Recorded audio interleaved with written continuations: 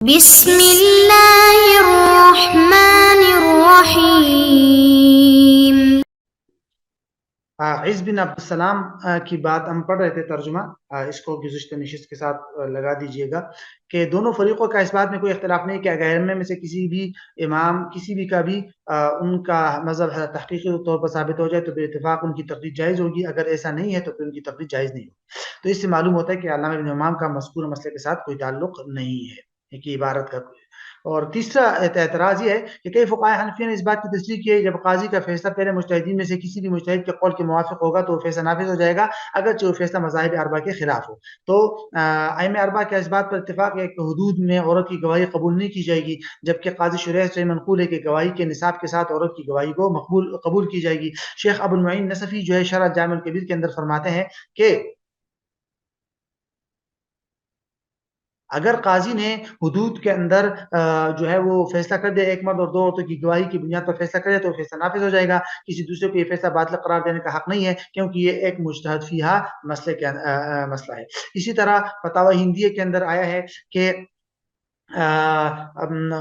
وہ قاضی مطلق کہتے ہیں جسے مطلب مطلق قاضی ہو جسے کسی ایک مذہب پر جب کوئی قاضی مطلق جو ہے اس طرح کا فیصلہ کر دیتا ہے اور فیصلہ کر دے ایک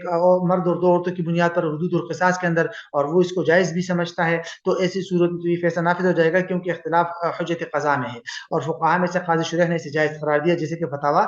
تطارخانیہ کے اندر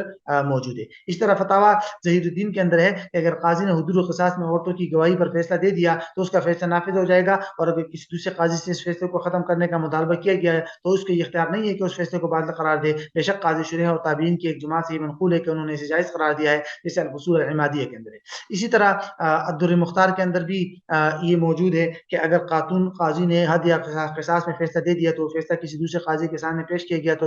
جو اسے جائز سمجھتا تھا تو اس نے اس فیصلے کو برقرار رکھا، تو اب اس کسی اور کو یہ فیصلہ باطل قرار دینے کا اختیار نہیں ہے کیونکہ اس مسئلے میں قاضی شریح کا اختلاف ہے۔ علامہ عینی نے یہ لکھا ہے۔ تو کہتے ہیں کہ یہ تمام مسائل اس بات پر دلالت کرتے ہیں کہ قاضی کے فیصلے کا نافذ ہونا صرف مذاہب اربعہ کے ساتھ مشروط نہیں ہے، بلکہ اگر وہ فیصلہ معتبر مجتہدین میں سے کسی ایک کے موافق ہو تو وہ نافذ ہو جائے گا بشرطے کہ مجتہدین کا ان کا یہ قول قابل اعتماد طریقے سے ثابت ہو چکا ہو۔ هل يشترط ان يكون القاضی عالما بالخلاف، یہ بھی ایک مسئلہ ہے کہ کیا یہ شرط ہے کہ قاضی اختلاف سے آگاہ ہو۔ فرماتے ہیں کہ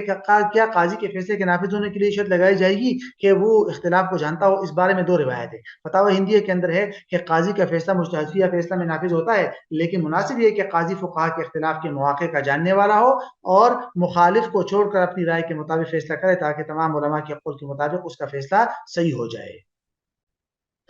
اور تاکہ تمام علماء کے نزدیک جو ہے اس کا فیصلہ وہ صحیح ہو جائے۔ اور اس طرح یہ بھی لکھا ہے کہ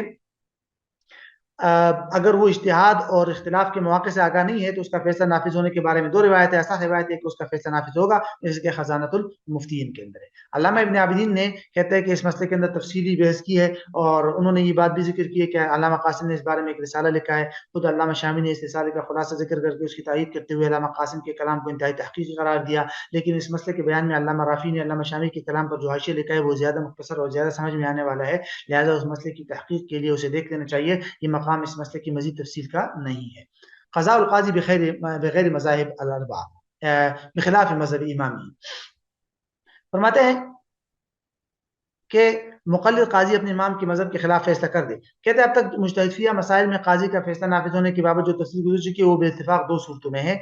ایک حالت تو یہ ہے کہ قاضی مجتہد ہو اور اس نے فیصلہ اپنے اجتہاد کے موافق دیا ہو، الحالت الثانیہ۔ دوسری صورت یہ ہے کہ قاضی مقلد ہو اور اس نے اپنے امام کے مذہب کے مطابق فیصلہ دیا ہو، تو ایسی صورتوں میں اس کا فیصلہ سب پر نافذ ہوگا جن کے خلاف فیصلہ ہوا ہے، خواہ وہ خود مجتہد ہی ہو اور ان کی رائے قاضی کے امام کی رائے کے خلاف ہو یا جن کے خلاف فیصلہ ہوا ہے وہ کسی دوسرے امام کے مقلد ہو، سب کے خلاف وہ فیصلہ نافذ ہو جائے گا۔ اما ان کان القاضی مقلدا، اب یہاں سے اصل سوال ہے کہ البتہ اس کہ اگر کسی متعین امام کا مقلد ہے قاضی اور پھر اپنے امام کے مذہب کے خلاف فیصلہ دے تو فقہا نے ذکر کیا ہے کہ یہ فیصلہ نافذ نہیں ہوگا، اور اس کی علت بیان کرنے میں فقہا کی عبارات کے درمیان اختلاف پایا جاتا ہے۔ فضل القدیر نے اس کی علت جو ہے وہ ان الفاظ کے اندر صاحب فضل القدیر نے ان الفاظ کے اندر اس کی علت بیان کی ہے۔ وجہ یہ انہوں نے لکھا ہے کہ کہ رہا قاضی مقلد تو اس کو عہدہ قضا پر فائز ہی اس لیے کیا گیا ہے کہ وہ مثلا امام ابو حنیفہ کے مذہب پر فیصلہ کرے، لہٰذا وہ اس کی مخالفت کا اختیار نہیں رکھتا، تو وہ ایسے کسی حکم کے حوالے سے معزول ہو جائے گا۔ اور فرماتے ہیں کہ اس عبارت کی بنا پر ایسے قاضی کے فیصلے کا نافذ نہ ہونے کی بنیاد یہ ہے کہ کہ امام نے اس کی اس شرط پر قاضی بنایا ہے کہ وہ امام ابو حنیفہ کے مذہب کے مطابق فیصلہ کرے۔ اب اگر وہ ان کے مذہب سے نکلے تو اس فیصلے میں وہ عہدہ قضا سے معزول ہو جائے گا اور اس کا فیصلہ نافذ نہیں ہوگا۔ اب اس علت کا تقاضا یہ ہے، ومقتضی ھذا تعلیل، فرماتے ہیں اس علت کا تقاضا یہ ہے کہ اگر امام نے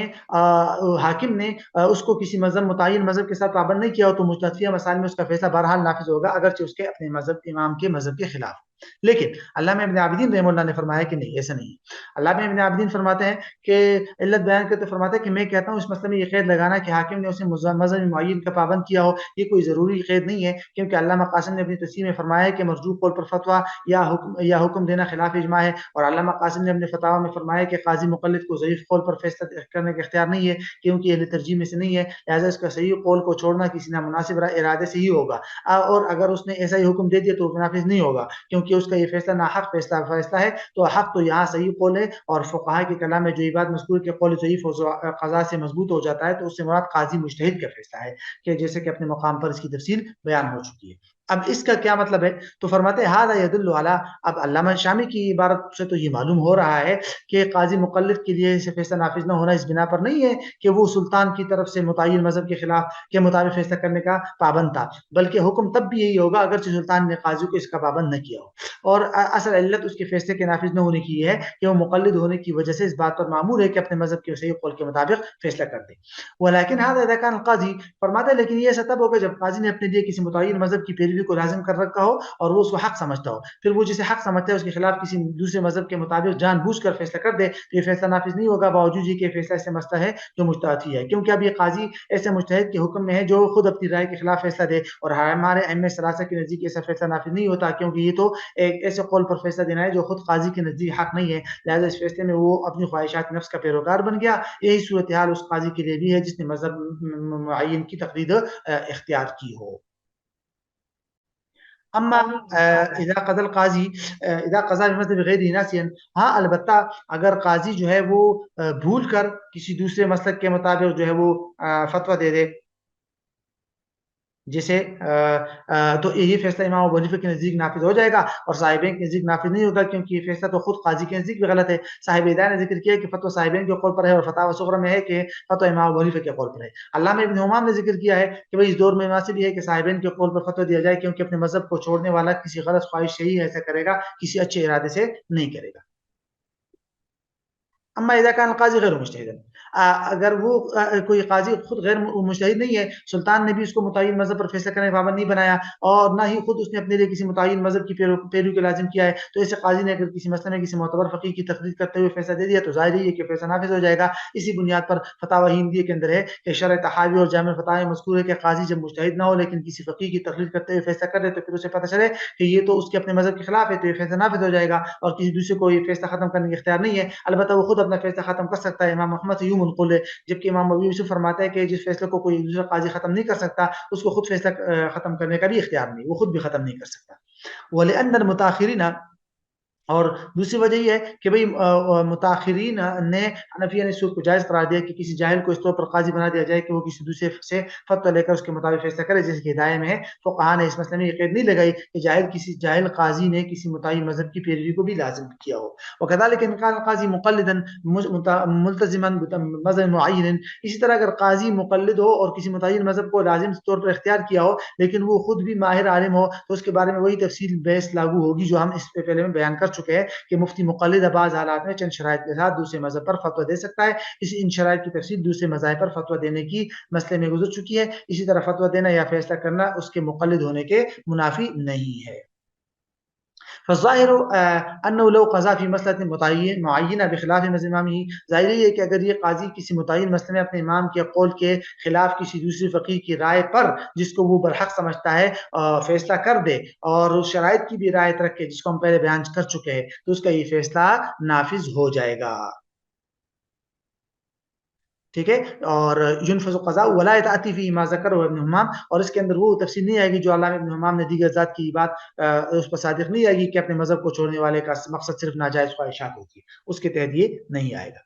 امر السلطان, آخری نقطہ اس بحث کا, فرماتے ہیں کہ مجتہد فی میں سلطان یا امیر کا حکم. ہم نے جو یہ بات پہلے ذکر کی ہے کہ مجتہد فی مسائل میں قاضی کا فیصلہ نافذ ہوتا ہے, تو یہ حکم اس پر مبنی ہے کہ اسے سلطان کی طرف سے عہدہ قضا پر فائز کیا گیا ہے, اور سلطان کی اطاعت ہر اس کا کام میں واجب ہے جو معصیت نہ ہو. لہذا اگر سلطان امور مجتہد فیہ میں کوئی حکم جاری کرے تو اس کی اطاعت واجب ہے. اور لذالک رویہ, اسی لیے امام ابو یوسف اور امام محمد دونوں کے بارے میں منقول ہے کہ انہوں نے عید کی نماز میں پہلی رکعت میں 7 اور دوسری رکعت میں 6 زائد تکبیرات کہی, جو حضرت عبداللہ ابن عباس کا مذہب ہے, باوجود ان کے کہ دونوں حضرات کی رائے یہ ابن مسعود کے موافق ہے کہ نماز عید میں کل 6 تکبیرات ہے. علامہ ابن عابدین رحمہ اللہ نے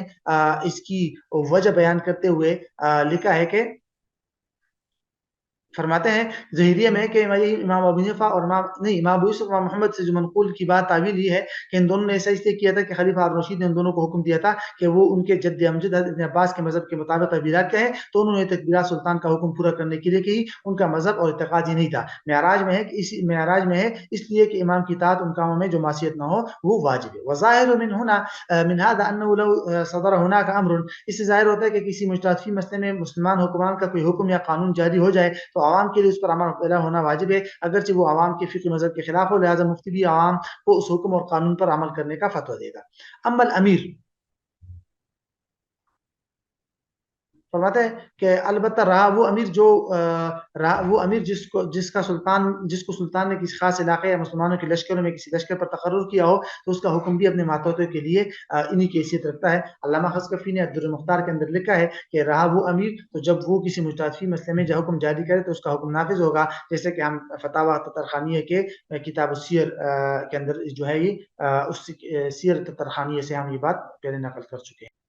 علامہ ابن عابدین رحمہ اللہ نے اس میں لکھا ہے کہ فتاوی تطرخانیہ کی کتاب السیر میں نے یہ بات دیکھی ہے کہ امام محمد فرماتے ہیں کہ جب امیر لشکر والوں کو کسی بات کا حکم دے تو ان پر اس کی اطاعت کرنا لازم ہے, سوائے اس صورت کے جس کام کا حکم دیا گیا ہے وہ معصیت ہو. لہذا شارع کے الفاظ نفذ امرہ کا مطلب یہ ہے کہ اس کا حکم بجا لانا واجب ہوگا. تو یہ ہماری یہ فصل خامس جو ہے یہ مکمل ہو گئی, اور اس کے بعد انشاءاللہ ہم فصل سادس شروع کریں گے.